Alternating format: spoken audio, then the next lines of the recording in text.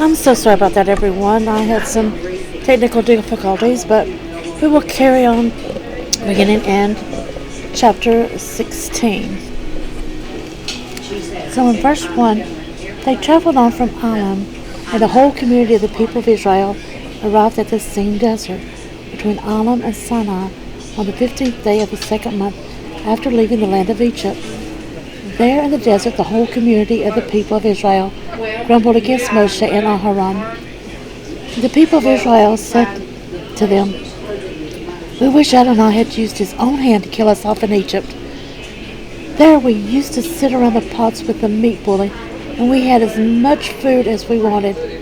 But you have taken us out into this desert and let this whole assembly starve to death." Adonai said to Moshe, "Here, I will cause bread to rain down from heaven for you.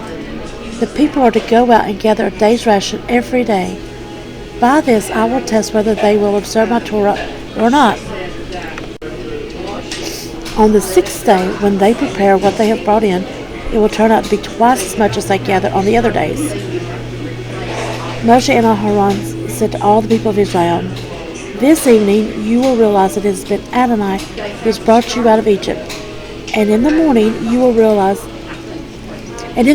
you will see Adonai's glory, for he has listened to your grumblings against Adonai. What are we that you should grumble against us?"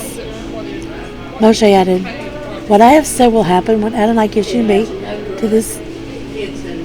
What I have said will happen when Adonai gives you meat to eat this evening, and your fill of bread tomorrow morning.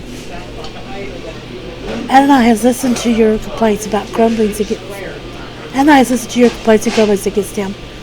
What are we? Your grumblings are not against us, but against Adonai." Moshe said to Aharon, "Say to the whole community of Israel, Come close into the presence of Adonai, for he has heard your grumblings." As Aharon spoke to the whole community of the people of Israel, they looked toward the desert, and there before them the glory of Adonai appeared in the cloud. And Adonai said to Moshe, "I have heard the grumblings of the people of Israel. Say to them, At dusk you will be eating meat, and in the morning you will have your fill of bread.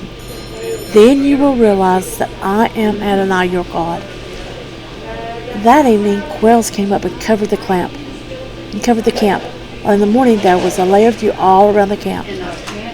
When the dew had evaporated, there on the surface of the desert was a fine flaky substance, as fine as frost on the ground. When the people of Israel saw it, they asked each other, "Manhu, what is it?" Because they didn't know what it was. Moshe answered them, "It is the bread which Adonai has given you to eat. Here's what Adonai has ordered. Each man is to gather according to his appetite. Each is to take an omer, 2 quarts, per person for everyone in his tent." The people of Israel did this. Some gathered more, some less. But when they put it in an omer measure, whoever had gathered much had no excess, and whoever had gathered little had no shortage. Nevertheless, each person had gathered according to his appetite. Moshe told them, "No one is to leave any of it till morning." But they didn't pay attention to Moshe, and some kept the leftovers until morning. It bred worms and rotted, which made Moshe angry at them. So they gathered it morning after morning, each person according to his appetite. But as soon as the sun grew hot, it melted. On the sixth day they gathered twice as much bread, 2 omers per person. And all the community leaders came and reported to Moshe. He told them, "This is what Adonai has said. Tomorrow is a holy Shabbat for Adonai. Bake what you want to bake, boil what you want to boil, and whatever is left over, set aside and keep for the morning."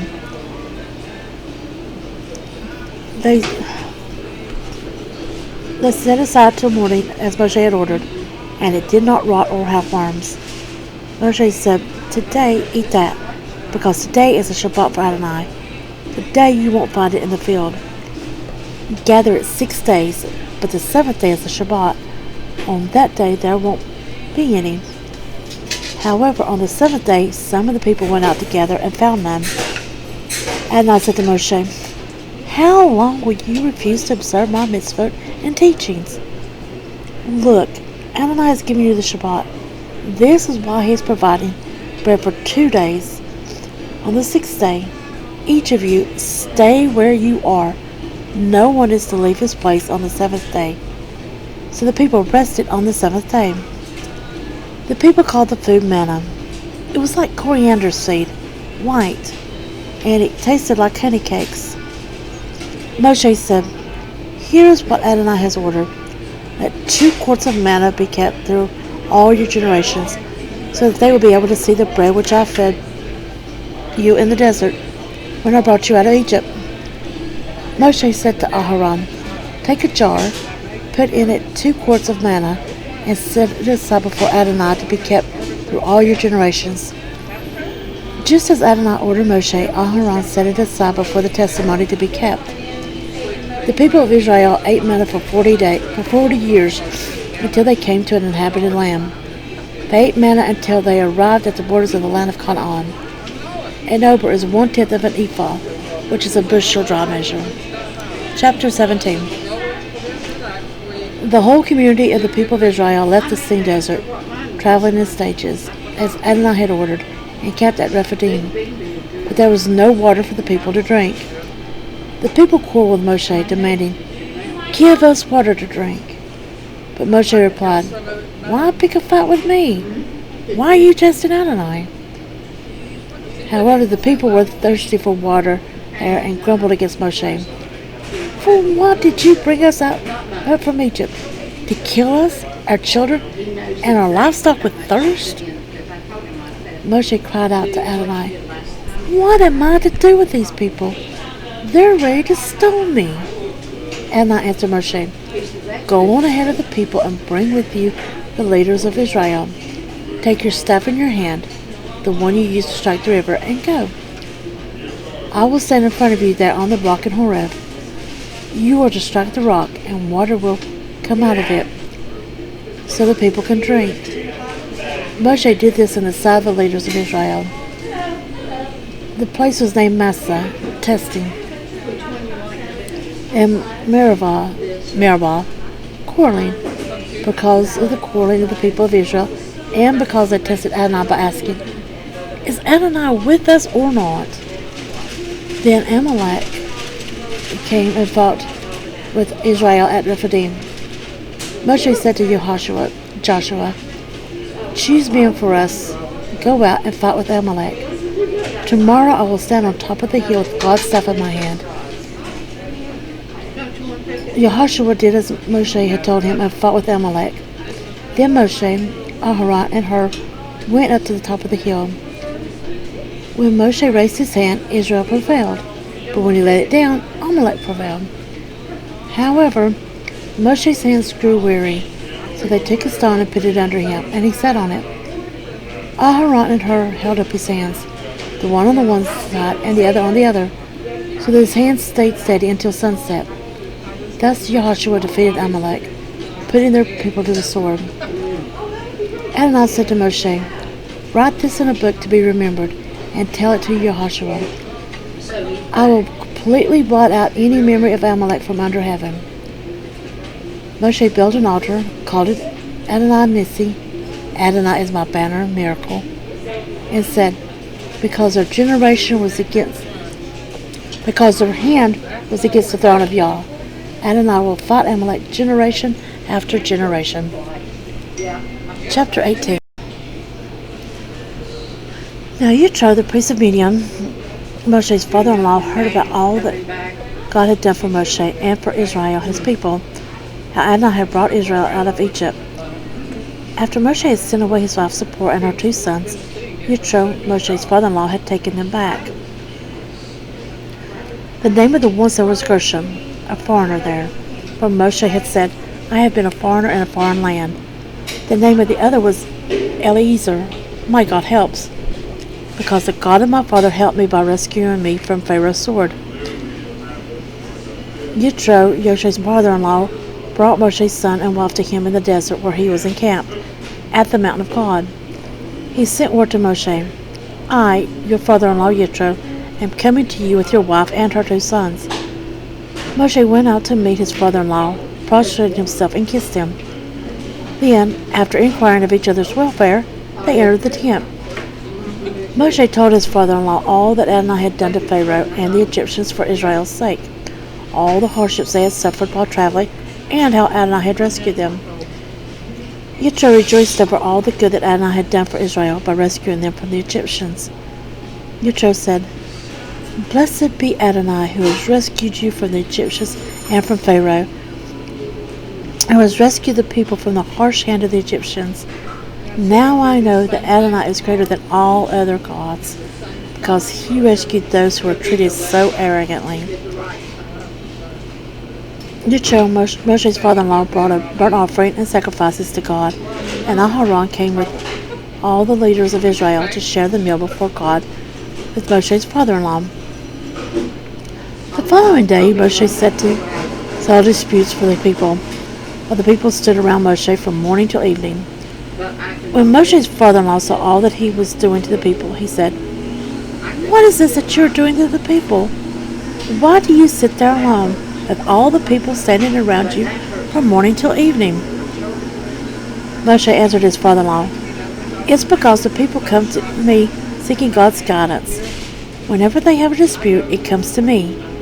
I judge between one person and another, and I explain to them God's laws and teachings. Moshe's father-in-law said to him, What you are doing isn't good. You will certainly wear yourself out, and not only yourself, but these people here with you as well. It's too much for you. You can't do it alone, by yourself. So listen now to what I have to say. I will give you some advice, and God will be with you. You should represent the people before God, and you should bring their cases to God. You should also teach them the laws and the teachings, and show them how to live their lives and what work they should do. But you should choose from among all the people competent men who were God-fearing, honest, and incorruptible to be their leaders, in charge of thousands, hundreds, fifties, and tens. Normally, they will settle the people's disputes. They should bring you the difficult cases, but ordinary matters they should decide themselves.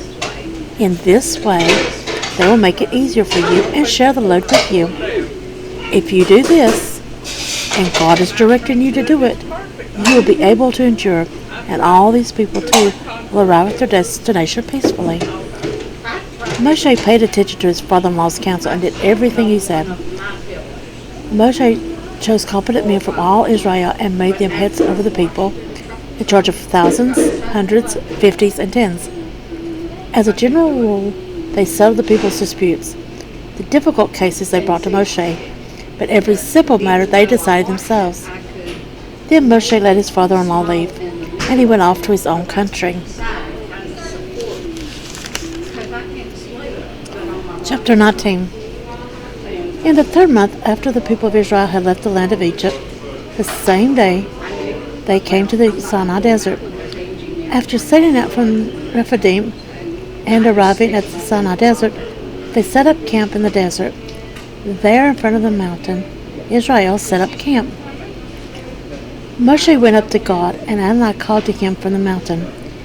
Here's what you are to say to the household of Yaakov, to tell the people of Israel.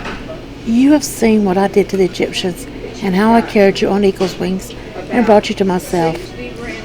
Now if you will pay careful attention to what I say and keep my covenant, then you will be my own treasure from among all the peoples, for all the earth is mine, and you will be a kingdom of Kohanim for me, a nation set apart. These are the words you are to speak to the people of Israel. A Kohen is a priest, and a Kohanim is plural, so it means priest. Moshe came, summoned the leaders of the people, and presented them with all these words which Adonai had ordered him to say. All the people answered as one, Everything Adonai has said we will do. Moshe reported the words of the people to Adonai. Adonai said to Moshe, See, I am coming to you in a thick cloud, so that the people will be able to hear when I speak with you, and also to trust in you forever. Moshe had told Adonai what the people had said. So Adonai said to Moshe, "Go to the people. Today and tomorrow separate them from me by having them wash their clothing. And prepare for the third day. For on the third day Adonai will come down on Mount Sinai before the eyes of all the people. You are to set limits for the people all around and say, 'Be careful not to go up on the mountain or even touch its base. Whoever touches the mountain will surely be put to death. No hand is to touch him, or he must be stoned or shot by arrows. Neither animal nor human will be allowed to live. When the shofar sounds, they may go up on the mountain.'" A shofar is a ram's horn. Moshe went down from the mountain to the people and separated the people for God, and they washed their clothing. He said to the people, "Prepare for the third day. Don't approach a woman." On the morning of the third day there was thunder, lightning, and a thick cloud on the mountain. Then a shofar blast sounded so loudly that all the people in the camp trembled. Moshe brought the people out of the camp to meet God. They stood near the base of the mountain. Mount Sinai was enveloped in smoke because Adonai descended onto it in fire. Its smoke went up like the smoke from a furnace. The whole mountain shook violently. As the sound of the shofar grew louder and louder, Moshe spoke, and God answered him with a voice. Adonai came down onto Mount Sinai to the top of the mountain. Then Adonai called Moshe to the top of the mountain, and Moshe went up. Adonai said to Moshe, "Go down and warn the people not to force their way through to Adonai to see him. If they do, many of them will perish. Even the Kohanim, who are allowed to approach Adonai, must keep themselves holy.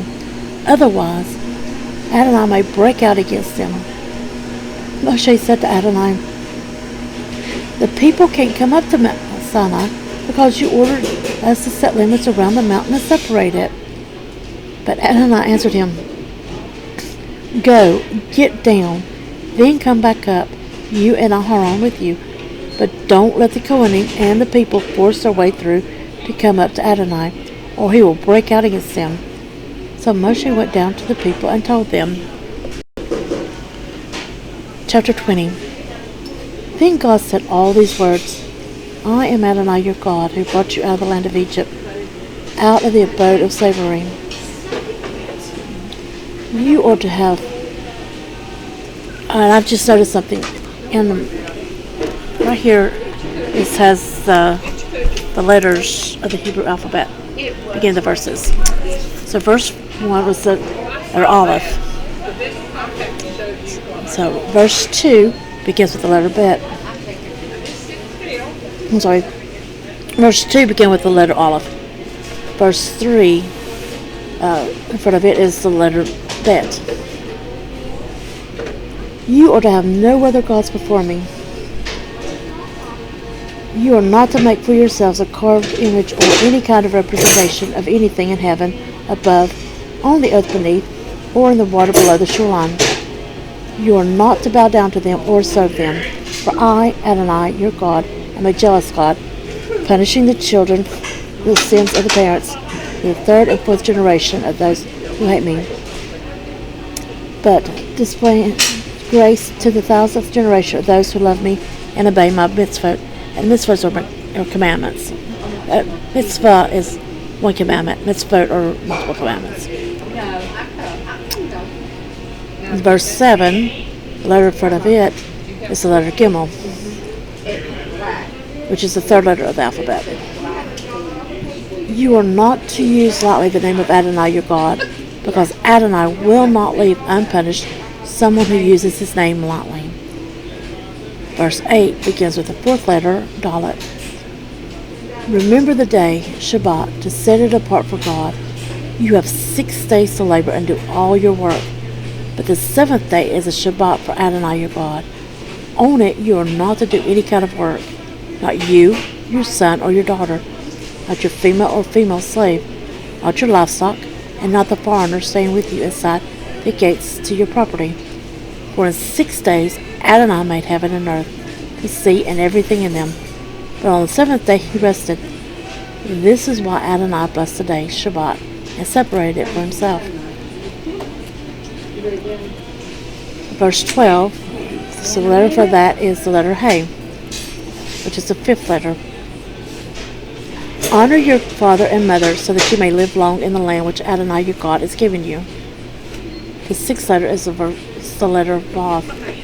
And so verse 13 is do not murder.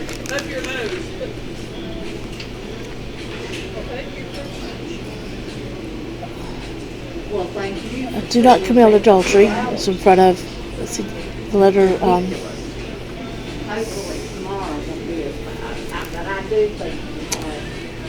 the letter Zayin is in front of do not commit adultery.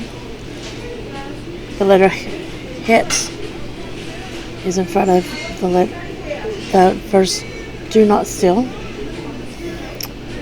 Tet is in front of the commandment for do not give false evidence against your neighbor.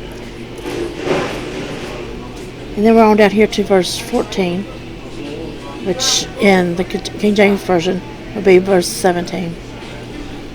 It's the letter Yod. So these verses here are, and this one is letter, the 10 Commandments. Each commandment starts with a letter from the Hebrew alphabet out of the first 10 commandments. The first 10 letters of the Hebrew alphabet. And so this is just a little, use this to kind of help you learn your Hebrew letters as well.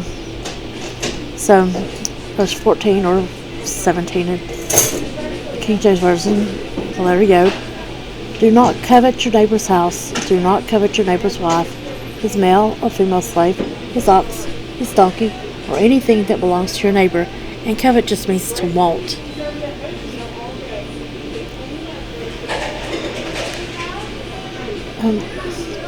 Verse 15, all the people experienced the thunder, the lightning, the sound of the shofar, and the mountain smoking. When the people saw it, they trembled. Standing at a distance, they said to Moshe, you speak with us, and we will listen. But don't let God speak with us, or we will die.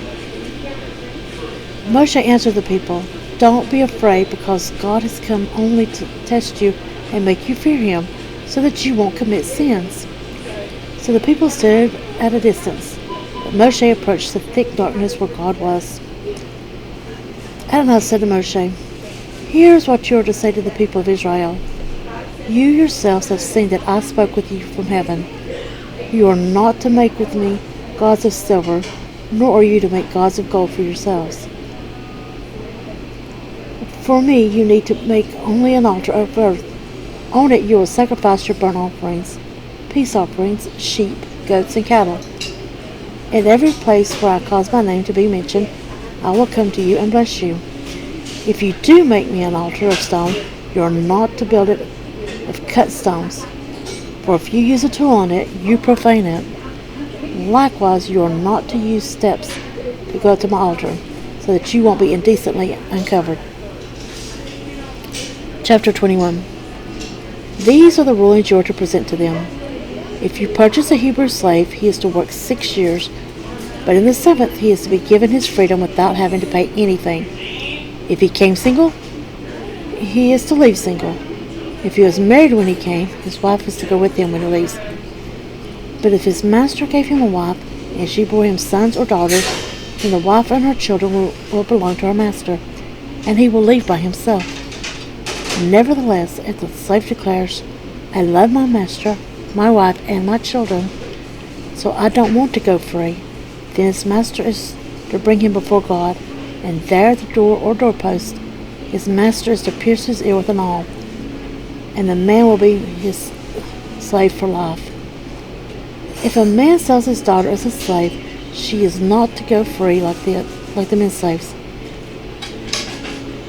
If her master married her but declares she no longer pleases him, then he is to allow her to be redeemed. He is not allowed to sell her to a foreign people, because he has treated her unfairly. If he is to marry his son, then he is to treat her like a daughter. If he marries another wife, he is not to reduce her food, clothing, or marital rights. If he fails to provide her with these three things, she is to be given her freedom without having to pay anything. Whoever attacks a person and causes his death must be put to death. If it was not premeditated but an act of God, then I will designate for you a place to which he can flee. But if someone willfully kills another after deliberate planning, you are to take him even from my altar and put him to death. Whoever attacks his father or mother must be put to death. Whoever kidnaps someone must be put to death, regardless of whether he has already sold him or the person is found still in his possession. Whoever curses his father or mother must be put to death. If two people fight and one hits the other with a stone or with his fist, and the injured party doesn't die, but is confined to his bed, then if he recovers enough to be able to walk around outside, even if with a cane, the attacker will be free of liability, except to compensate him for his loss of time and take responsibility for his care until his recovery is complete. If a person beats his male or female slave with a stick so severely that he dies, he is to be punished, except that if the slave lives for a day or two, he is not to be punished, since the slave is his property.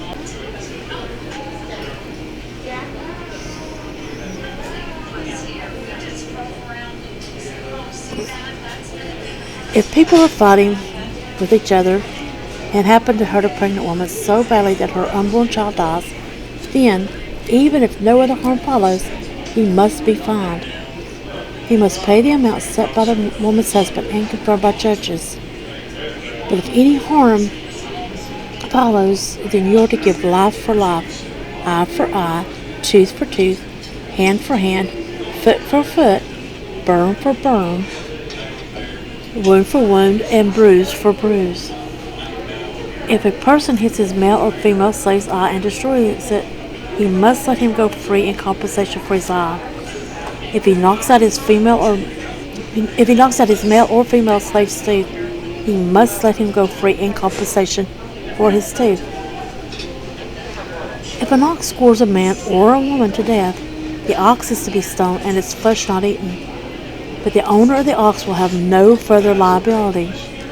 However, if the ox was in the habit of goring in the past, and the owner was warned but did not confine it, so that it ended up killing a man or a woman, then the ox is to be stoned, and its owner too is to be put to death. However, a ransom may be imposed on him, and the death penalty will be commuted if he pays the amount imposed. If the ox scores a son or daughter, the same rule applies. If the ox scores a male or female slave, its owner must give their master 12 ounces of silver, and the ox is to be stoned to death. If someone removes the cover from a cistern or digs one and fails to cover it, and an ox or donkey falls in, the owner of the cistern must make good the loss by compensating the animal's owner, but that animal will be his. If one person's ox hurts another's so that it dies, they are to sell the live ox and divide the revenue from the sale, and they are also to divide the dead animal.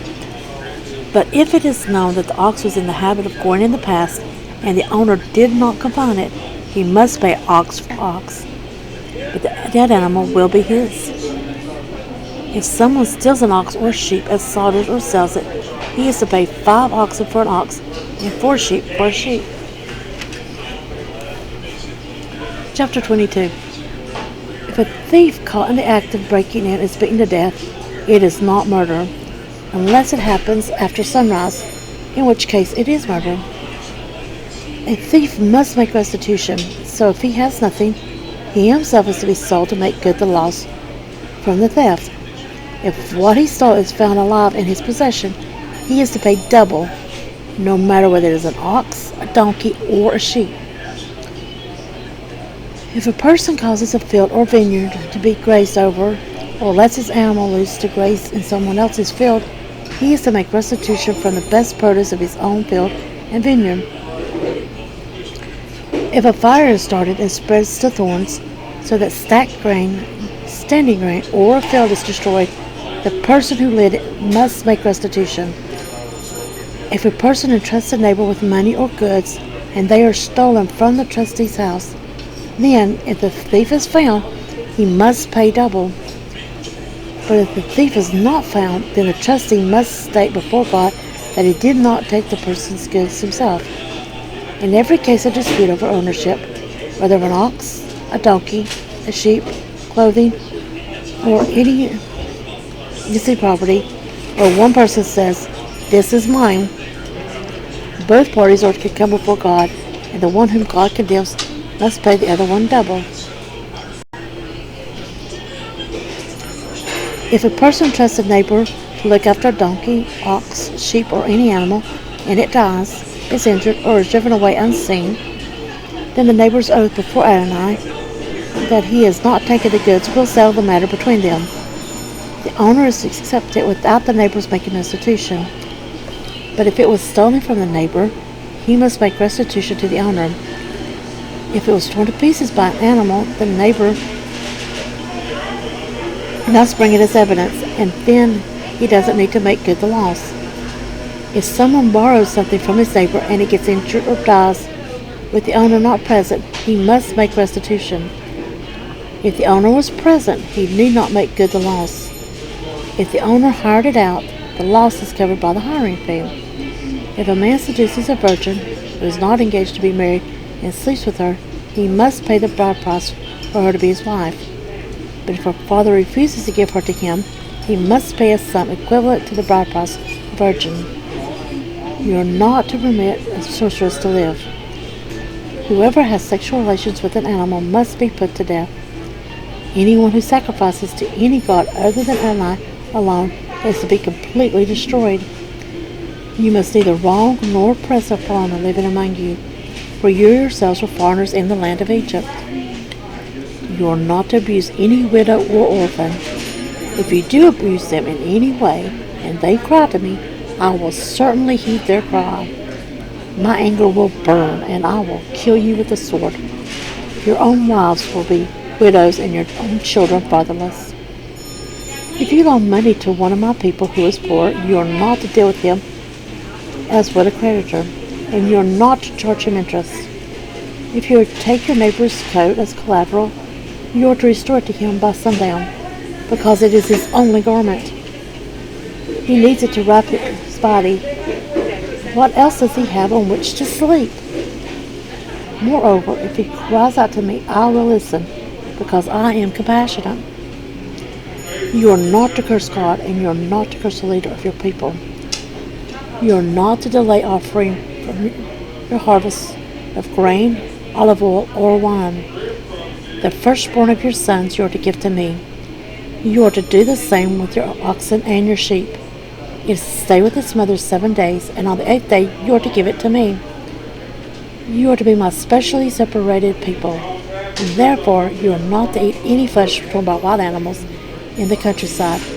Rather, throw it out for the dogs. So that is the end of this video. We'll start again in the next one in chapter 23. So I hope you've enjoyed this. Hit like, subscribe, and that notification bell so that you can know whenever the next video is uploaded. And so have a wonderful and blessed day. Bye-bye.